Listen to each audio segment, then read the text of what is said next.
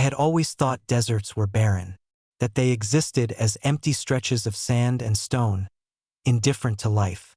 But I was wrong. The bleeding plains were not barren, they were hungry. I discovered that truth the moment my boots sank slightly into the soil, and the faint, wet squelch underfoot whispered that I was already too late. I had been traveling for days or perhaps weeks. The concept of time dissolves in such wastelands. The sun beat down relentlessly, yet the air was cold, as if the wind itself was a predator, clawing at me invisibly.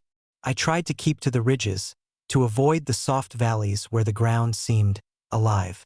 And yet, no matter where I went, the desert watched, patient and deliberate, and I could feel it sizing me up like a meal. The first warning had been subtle, a stretch of sand that seemed to pulse beneath my feet, almost like a heartbeat. At first, I thought it was a mirage, the heat playing tricks. But then I noticed the texture, soft, elastic, and warm. My boots sank deeper, and I caught a faint, coppery scent. Blood. By nightfall, I was certain. The ground was made of flesh. I had no explanation, none that could make sense to a rational mind. It was not like walking over an animal. It was like walking over a body that was conscious, aware, and patient. When I lifted my foot, the soil resisted, stretching slightly, pulling at me, as if it wanted to keep me rooted. I camped that night on a ridge, trying to stay above the pulse, but sleep was impossible. Every shadow seemed to twitch, every whisper of wind a voice murmuring threats I could not decipher. I thought I heard the land sighing, tasting the air, preparing itself. And when I closed my eyes, I dreamed of hands rising from the soil, of teeth sinking into ankles, of eyes opening in places that should have been empty. By the second day, I had begun to notice the changes in myself. My skin itched constantly, as if the air itself was impregnated with something. Small sores had begun to form where the flesh of the plains had touched me. I tried to ignore it, rationalize it, but rationality was useless here. A touch of the hand, a scrape of the boot, and the desert responded. One of the softer patches beneath a rock had grabbed my ankle just long enough to leave a faint bruise, but the ache lingered, crawling beneath my skin. I had to move. The bleeding plains didn't like stillness. I had read about travelers lost in the deserts of the world, and I laughed bitterly at my ignorance. They were warnings, yes, but warnings of sand and thirst, not of a living, thinking soil that sought to claim whatever passed over it. I had encountered others once or twice, or perhaps they were illusions. I couldn't be certain. Figures crouched at the horizon, half buried in flesh-like dunes, staring at me with hollow eyes. I approached, desperate for signs of life, of company, of sanity, but they did not move. And then, when I was near, they bled into the ground, dissolving like shadows into a living wound of desert. I screamed, but the wind carried my voice away, laughing. By the third night, I was no longer certain which parts of my body belonged to me. My legs twitched unnaturally, my fingers felt swollen and soft, and the sores had begun to weep something thick, red, and warm. I panicked, but panic was exactly what the plains wanted. I realized then, it didn't just consume the travelers. It merged them, rewrote them, added them to its expanse, claimed them as nourishment. I don't know how long I walked after that, or how many times I fell into those hungry pockets, struggling to free myself while the land pulled at me with a patient, almost affectionate insistence. I felt pieces of me detach, my memories slipping like sand through fingers, until I began to wonder if I had ever truly existed outside this land. And yet, something in me resisted. Some part of my mind refused to let the desert swallow me completely. It whispered strategies, paths, gaps in the flesh, weaknesses I could exploit. I walked in a zigzag pattern, jumped over patches that seemed to throb, avoided the darker red soils that quivered like muscle, and slept only when I was too exhausted to sense the land's presence. I remember the smell of it most vividly. Iron and decay, sweet and metallic, like the scent of a wound healing over a corpse. It clung to my nostrils, my hair, and even my thoughts. I could not wash it off, could not outrun it, and soon I realized it was becoming a part of me. The sun rose again, blinding, and I had reached a plateau. For the first time, I could see the vastness in all directions. Rolling waves of red and pale flesh, stitched with veins that pulsed like giant rivers of blood, stretched beyond my sight. Somewhere out there, the heart of the plains beat, and I knew it was aware of me. I had survived until now only by luck and instinct, but it was learning. I felt its curiosity crawling beneath my ribs. I do not know if I will survive this place, but as I move forward, step by trembling step, I realize something terrible and fascinating. The bleeding plains are not just a desert. They are an organism. They are old, ancient, and infinitely patient. And I am, for now, its unwilling guest. The plateau offered a deceptive sense of safety. From this height, the land looked almost serene. Waves of flesh undulated like a nightmare tide, veins glimmering in the sun. But I knew better. I had learned the rules too late. The plains were patient, yes, but they were not cruel without reason. They were deliberate. Every step I had taken, every tremor beneath my boots, had been noted. Every pulse, every throb of that living ground had been recorded in some ancient, malignant memory. I tried to move along the ridge, thinking elevation might protect me, but the soil followed. Not literally, of course, but I could feel its attention. Small tremors ran along the plateau, subtle vibrations that licked at my nerves. My skin prickled, hair standing on end. Something was watching me from below, from within the ground itself. And then I heard it. A faint, wet, sucking sound, like the land inhaling. I froze. The sound grew, echoing in the hollows of my mind. I realized then that it was not just a sound. It was a call, a summoning. The land wanted me, and worse, it was learning how to claim me. I descended carefully, testing the soil with a stick. It resisted. The stick sank slightly, then jerked back, as if tugged by invisible fingers. My stomach turned. I had never believed in consciousness outside of flesh and blood, but here it was undeniable. The desert was alive, sentient in ways I could barely comprehend. By nightfall, I had moved only a few miles, though it felt like days. Every patch of safe ground trembled, quivering beneath my weight. I set up camp in a narrow crevice between two ridges, hoping that the constriction would protect me. My hands shook as I built a small fire, the flames flickering violently in the cold wind. The smell of the plains was stronger here, metallic and sweet, clinging to my hair, my clothes, my lungs. I gagged, but could not escape it. Sleep did not come. The plains whispered, not in words but in sensation. I felt fingers brush my ankles, teeth graze my calves, a tongue of soil lick across my forearm. I screamed, waking to find nothing but empty rock and the faint, pulsating ground beneath me. My reflection in a small pool of water showed my face pale, my eyes sunken, my lips cracked and dry. Yet the worst change was inside me. I began to crave it. I don't mean food or water, though both were fading from me. I mean the plains themselves. My mind twisted. I found myself longing to touch the warm, pulsing ground, to feel its strange elasticity under my fingers. The more I resisted, the more it seemed to hunger. And I realized then that the plains did not just consume flesh. They consumed will, devouring the mind until only instinct remained. By the fourth day, I noticed movement in the distance. At first, I thought it was another traveler, foolish enough to wander here. But no, there were no humans here.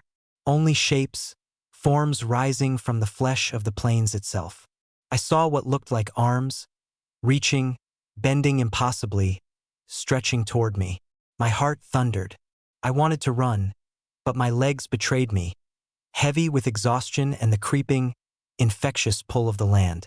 I dropped to my knees and crawled, keeping my body low, trying to escape detection. The arms did not move like wood or stone. They moved like muscle, flowing over themselves, twisting, reshaping.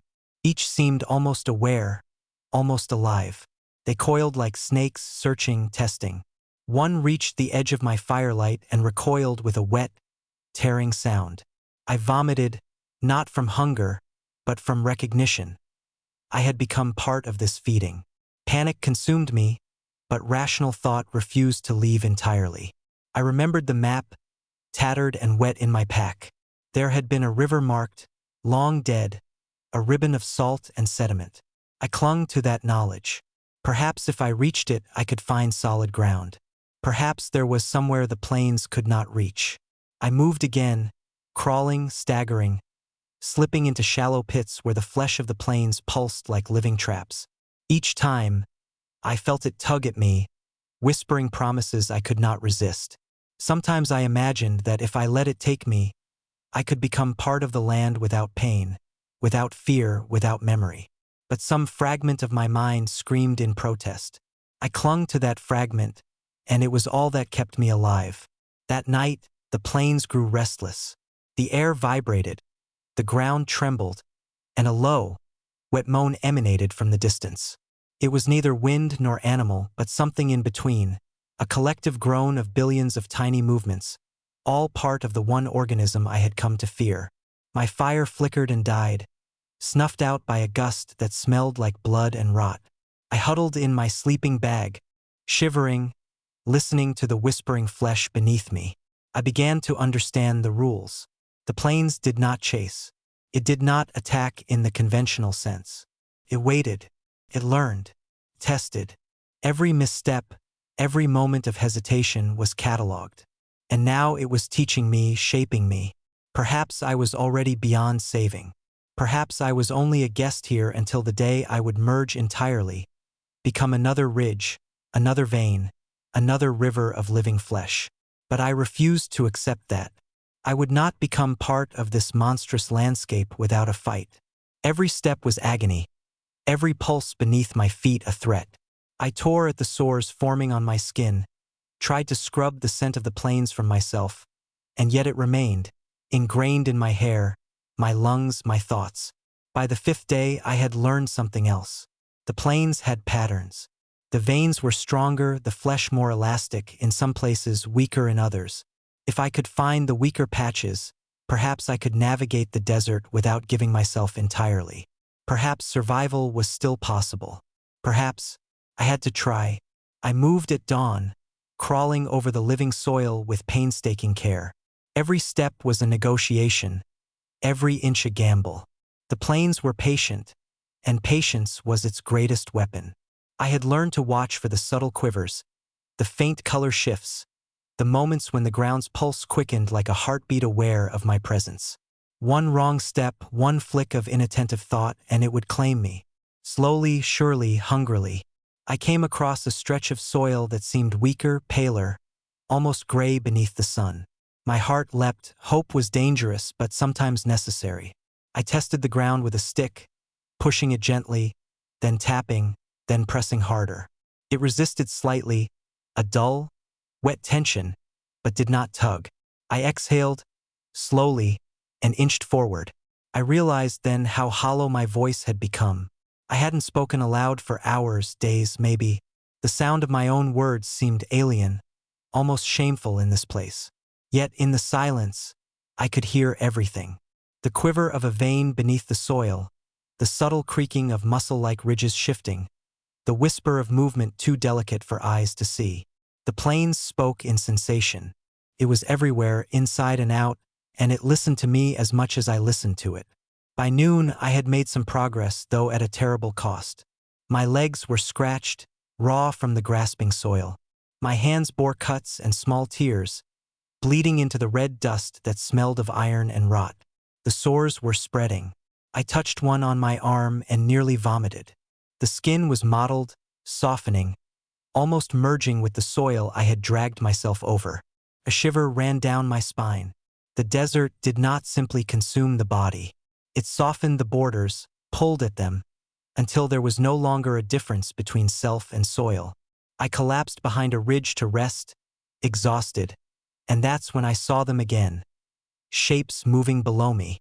Not human, never human, but figures humanoid enough to make my mind twist with recognition. They rose slowly, their limbs indistinct, stretching like taffy pulled by invisible hands.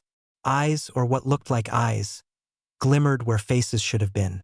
And then, as quickly as they appeared, they sank into the ground, leaving the surface trembling in the wake of their passage. I didn't know whether to fear or pity them. Perhaps they had once been travelers like me. Perhaps they were parts of the desert itself, memories of prey now woven into the flesh of the plains. The thought made my stomach churn. I shivered violently. If the plains could twist others into this, then there was nothing to stop it from twisting me. Nothing at all. I moved again, slower this time, dragging myself over ridges, crawling along narrow strips of hardened soil. Every patch of soft ground seemed to writhe, following me, tasting me, teasing me. I could feel it tracing my body, seeking weaknesses, mapping my fear. And somewhere, far beneath, I thought I felt a heart beating. A pulse distinct from my own, slow, steady, monstrous. Night fell. The world narrowed to a circle of firelight, the rest consumed by shadow and the living soil. The wind carried whispers, soft, wet, insistent. I pulled my jacket tighter, shivering, and tried to focus on a patch of the sky, stars cold and indifferent.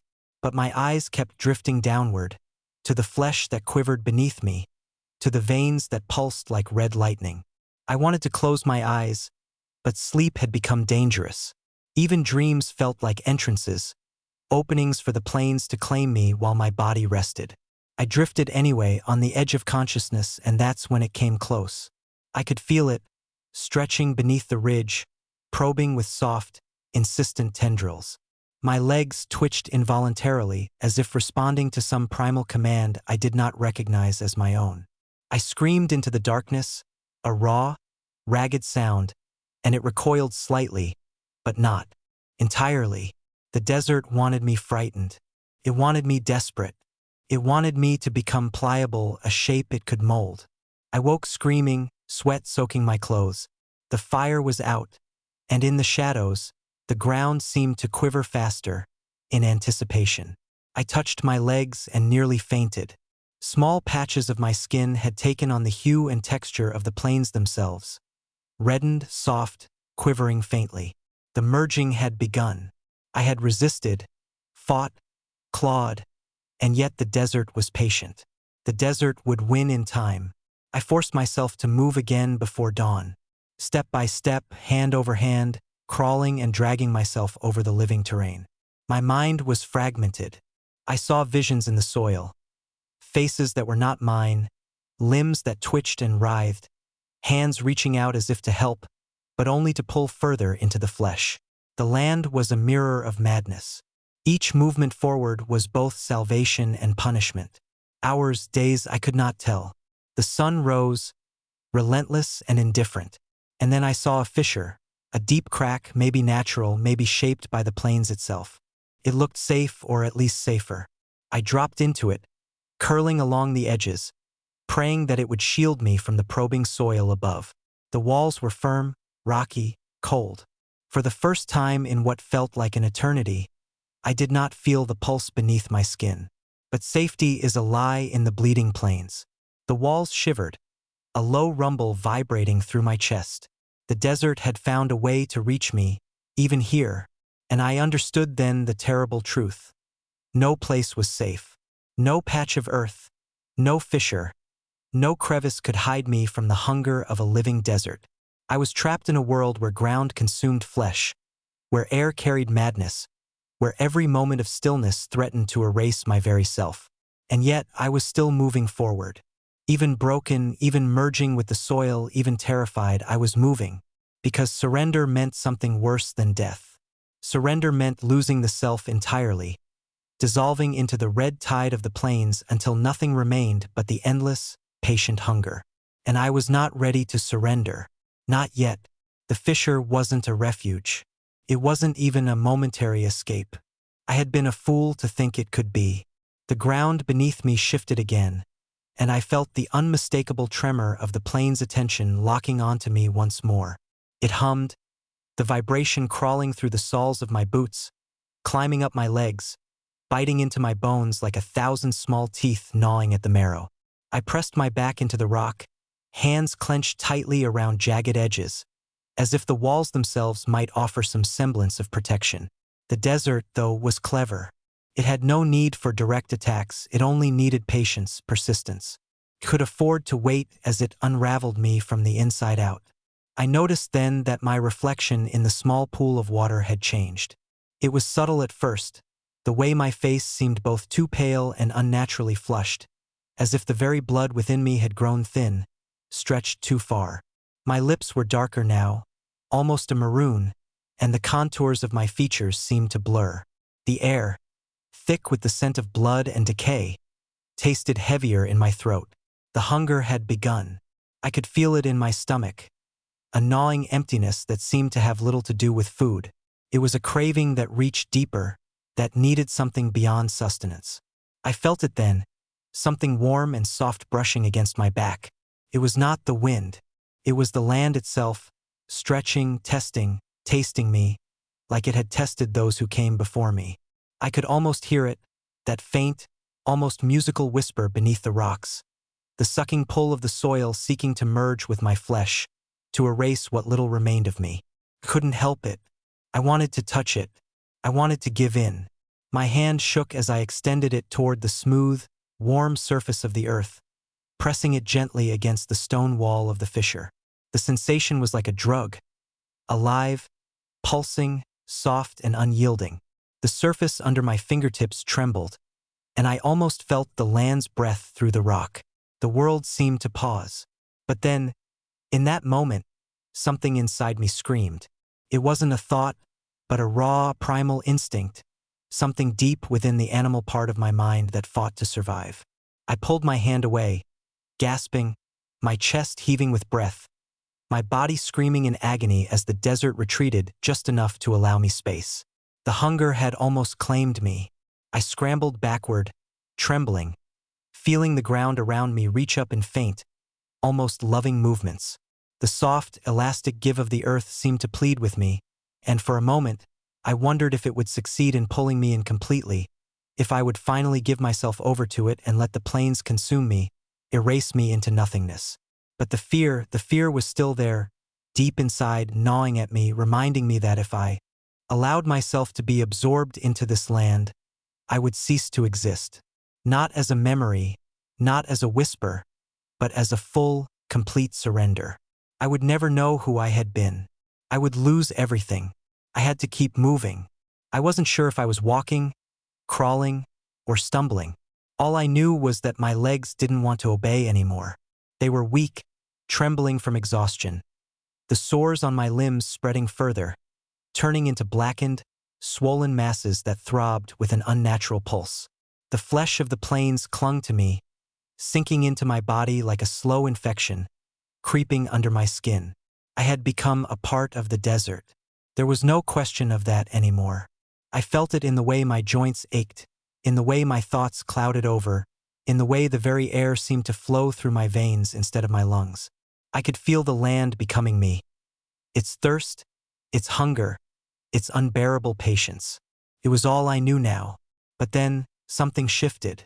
The plains, which had always been so sure of itself, suddenly seemed unsure. There was an unfamiliar disturbance in the air, a break in its rhythm. It was no longer the slow, methodical pulse of hunger I had grown to know. No, this was something more frantic, desperate, angry even. The land's breath was quickening. The veins beneath the earth throbbed erratically. The once soft ground beneath me was now trembling violently. I heard it then, a scream, not a human scream. No, this was something far worse. A low, guttural cry that seemed to come from the heart of the desert, as if the land itself were in pain. I froze, my body shuddering, and I realized with sickening clarity that the desert was not a singular entity. It had a core, a heart, a beating center that, for the first time, was in turmoil. I tried to move faster, pushing through the agony in my legs, but my body was becoming too weak, too soft, too much like the land around me. The pull of the desert was stronger than ever, but now it felt desperate, hungry in a way it hadn't before. Something was changing beneath me.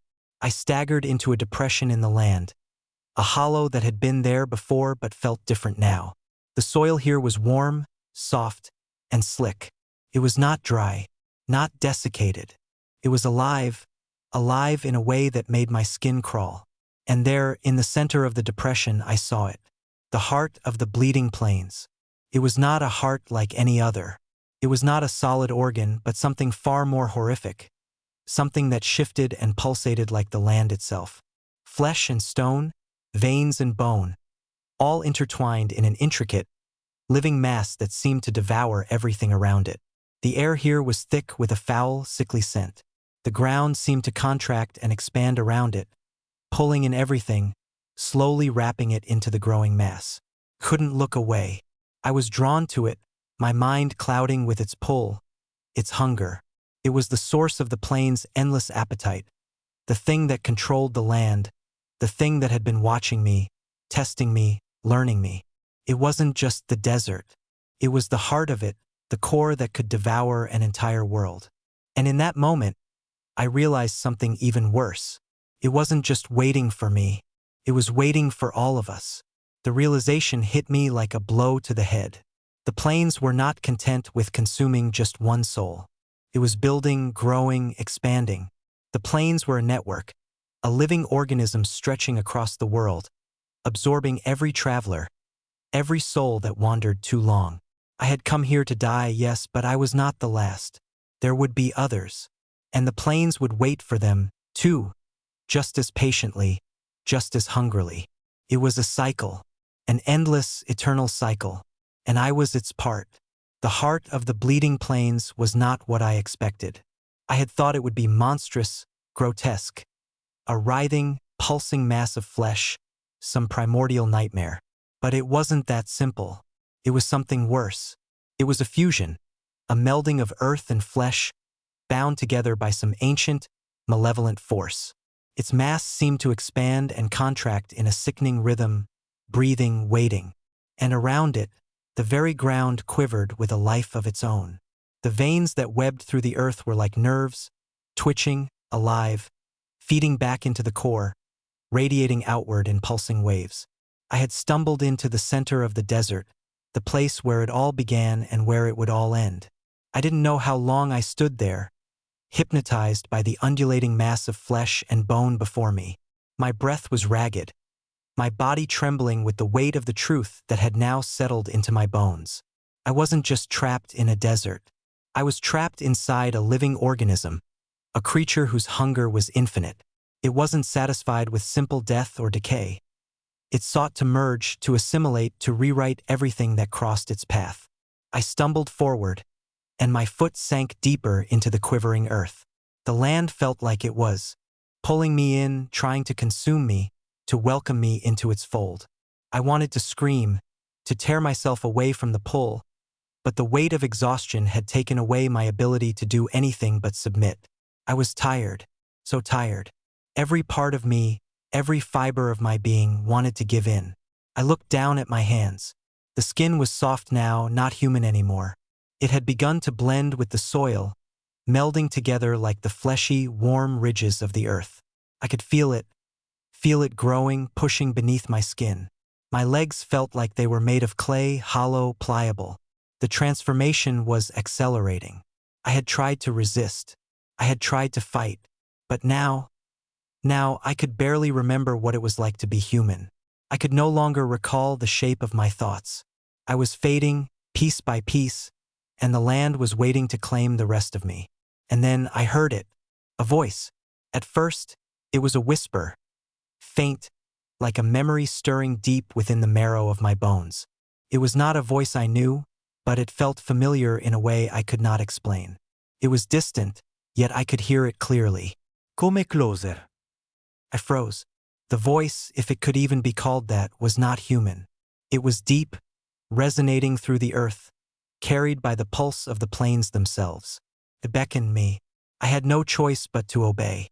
My body moved without thought, dragged by the land, by the voice, by the hunger that now consumed me. I was no longer in control. I was merely a vessel, a puppet tethered to the whims of the desert.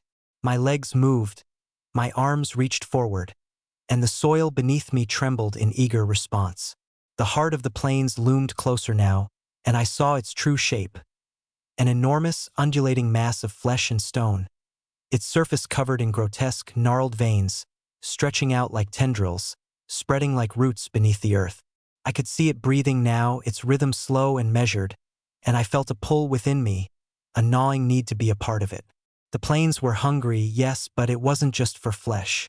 It was hungry for everything: memories, thoughts, identities. It wanted to consume me, and it wanted to absorb everything that I had ever been. I stepped closer, my mind unraveling with every passing moment. The voice came again, but this time it was louder.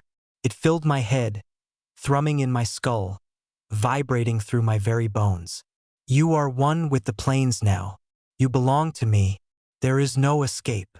I shook my head, trying to fight it, but my will was slipping. My thoughts were slipping. The soil beneath me seemed to rise, to swallow me whole, but I couldn't bring myself to care anymore. It was too much. The sensation was too overwhelming. I could feel the plains spreading inside of me now. It wasn't just the land beneath my feet. It was in me. It was in my blood, in my heart, in my very soul. I could feel it pushing its way into my lungs, choking out the air that had once sustained me. You are part of it now. The thought echoed in my mind, a dark truth that I couldn't deny. I had been consumed. I had been taken, piece by piece, until there was nothing left of me but this strange, pulsing sensation of being both inside and outside the earth. The plains had seeped into my body, into my mind, and now I was its extension. The heart of the desert was still pulsing, still breathing, but now I could hear other voices, other lost souls, other wanderers who had succumbed to the desert's hunger. They murmured to me from within the flesh, their voices indistinguishable from my own thoughts. They had been absorbed, merged, and now they were a part of the pulse. Join us. Become part of the land. You are no longer separate. You are the soil. You are the flesh. I tried to scream. I tried to feel something, anything, but all I felt was the land, the endless, patient pull of it. I could see it now, the way the plains were alive, stretching, expanding, growing. It was an organism of unimaginable scale, far more ancient and vast than I had ever realized. It was endless. It was hungry. It would never stop. I was no longer just an observer. I was a part of it. And in that moment, I understood the truth. I was not the first. I would not be the last. The bleeding plains would never end. And I was its newest heartbeat. I thought I would resist. I thought there would be something left in me, some final cry, some shred of who I had been. But as the earth absorbed me, as it pulled me deeper into its pulsating mass, I realized that resistance was an illusion. There was no I anymore, not in the way I had once understood it. There was only this, only the plains, only the hunger. The transformation was not instantaneous, nor was it violent. It was slow, deliberate, like a tide creeping in, inch by inch, until you couldn't tell where you ended and the sea began. I felt my body stretch, soften, bend to the will of the land. I was no longer fully human. I wasn't sure I even remembered what it had been like to be. The pain had subsided, replaced by a strange, nauseating calm. My legs, now thick with the texture of the soil, no longer moved as they once did. Instead, they pulsed in time with the earth, bending, contracting, flexing like the roots of a tree. My arms, too, had changed. They no longer reached out as limbs of flesh. They were slick, like something born of the soil itself, thin, elongated, and quivering. My fingers had softened, too, merging with the ground as I extended them, letting the earth slide into the cracks of my hands as if it belonged there. I could feel everything now, every vein beneath the surface, every pulse of life deep in the heart of the desert. It was familiar, almost comforting, as if I had always been a part of it. Welcome home, a voice whispered in my mind. Not the voice of the desert, but one of those that had come before me, one of the lost souls who had been absorbed into the land. I felt them now, many, too many to count, floating beneath my skin, like distant echoes of those who had come and gone before me. We are many, and now you are one of us. The realization hit me like a weight crushing my chest. There was no end to it. The plains were not merely a place, a space to be crossed or escaped. They were a living thing, a being, a force, devouring not just flesh, but identity, memories, souls. It didn't care who you were before. It didn't care if you were lost or seeking. It only cared that you walked across it, that you let your feet touch its soil. And once you did, you belonged to it. I could feel the others, the voices, the minds, trapped, merged, bound to the plains for eternity. I had no face now, no form. I had become part of something larger, something infinite. The land stretched beyond the horizon, and I knew it would never stop, never rest. It was feeding, growing, expanding. It was patient but insatiable. And I was a heartbeat within it. I turned my attention inward. My senses had sharpened beyond recognition. I could see the pulse of the plains, the way the ground quivered with life, the veins deep beneath the earth, thick with memories of those who had been claimed by it. I could feel the land's hunger gnawing at the edges of my consciousness, a constant, low hum, pulling at my thoughts. There was no escaping it, no fleeing from the pull of the soil. And as I sank deeper into the earth, deeper into the rhythm of the land, I realized there was no place on this earth that could offer refuge. The plains had no end, no boundary. We feed. The voices whispered again, this time with more clarity, more purpose. And we grow, and you will grow with us. I could feel the plains around me expanding, stretching outward like an organism, an infection that could not be stopped. The memory of my old life, my old self, was slipping away. I could no longer remember why I had come here, why I had wandered this forsaken land. It no longer mattered. What mattered now was the pulse, the rhythm, the hunger, and the understanding that I had been a part of it from the moment I set foot on the earth. We are the land, they whispered, the voices merging into one. We are the soil, the air, the hunger. We are endless. I felt the pull of the plains within me, wrapping itself around my thoughts, sinking deep into the core of my being. The lines between what I had been and what I was becoming were blurring. And I realized then, as I felt the weight of the earth settle around me, that I was no longer a traveler. I was no longer lost. I was no longer human. I was the bleeding plains. The world outside had become an abstraction, a haze of color and shape, far beyond my reach. The desert, once an expanse of land to be crossed, now stretched infinitely through my mind, my body. I was part of it. I had always been part of it. The memories of who I had been were slipping further away, like sand sifting through the cracks of a dying hourglass. The moment I had crossed into the desert, I had been marked. And now there was no escape. The voices, their whispers, their constant murmurs, grew louder as the transformation deepened. There was no way to tell where their thoughts ended and mine began. It was all tangled together, a mass of desire, hunger, and memories. They weren't people anymore. They weren't even souls. They were fragments of the land, echoes of the desert's endless hunger. We feed, they whispered, their voices intertwined, becoming one.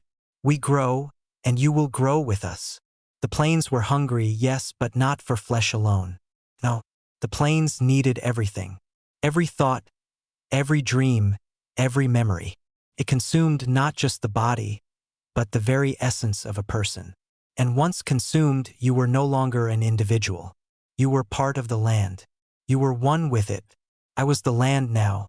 I could feel the plains stretching beneath me, pulsing, the veins of the earth running thick with the stolen memories of those who had come before me.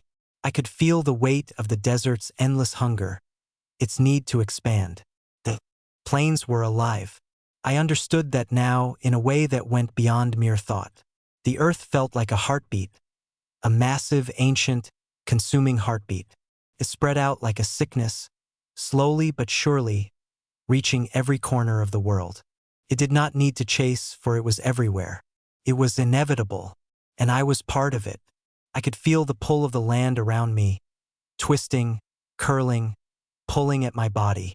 It was an undeniable force, something primal, something ancient.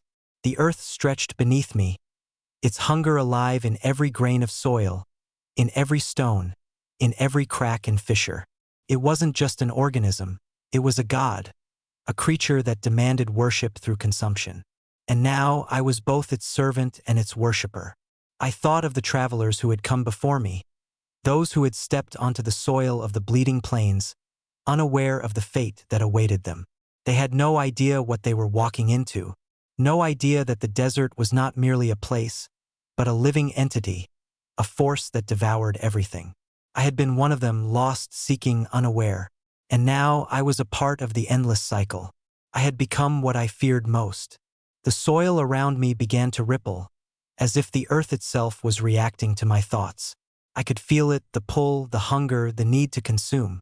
I was no longer merely a passenger, a lost soul wandering through the desert. I was its voice, its pulse, its heartbeat, and I knew what I had to do. The plains needed to grow. It needed to expand. And there, deep beneath the earth, I felt it. The core of the desert, the heart that had fed on countless souls, that had devoured every traveler who had dared to cross its threshold. It was both immense and intimate, a vast blackened heart that beat with the rhythm of the earth itself. And now it was calling to me. It wanted me to feed. It wanted me to call to the others. I reached out instinctively, and the earth answered. The ground around me shifted, the soil groaning as it moved to my will. The land was alive, yes, but it was also a tool. And now I was the one wielding it. The plains grew under my guidance, expanding, reaching, claiming everything in its path. The horizon stretched outward as the earth pulsed, its tendrils growing long and fast, spreading across the landscape. It was as though the desert itself had become aware of its potential, its ability to expand beyond its borders, to consume not just this land, but all land. I could feel the ripple of it, the wave of consumption. The land was growing, but it was not content to stop here. It would reach out, it would spread, and it would call to those who wandered too close. I had been one of them. Now I was the land. And soon, others would come, unaware of the monster that waited to consume them. I felt a surge of power, a dark exhilaration. The plains were not just a desert. They were a force of nature, a living organism with a mind of its own. It had no end, no boundaries. And I had become its extension. The plains are hungry, I whispered to the desert, my voice carrying on the wind, a sound that was both mine and not mine. And they will not stop.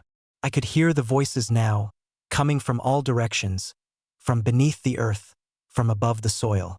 The souls of the lost, the travelers, the victims. Their whispers filled the air, a chorus of despair and agony. Join us, they whispered. We are many. We are one. I felt my body begin to shift again, the transformation continuing, the soil pulling deeper into my flesh. My body, what was left of it, was no longer recognizable. My skin had blended into the earth, into the veins, into the pulsing heart of the desert. I could no longer separate myself from it. I was the soil. I was the land. I was the hunger. The plains would grow, I knew that now. They would spread. They would consume. And it would never stop. The cycle would continue, endlessly, as long as there were those foolish enough to wander across it, as long as there were those who thought they could survive it.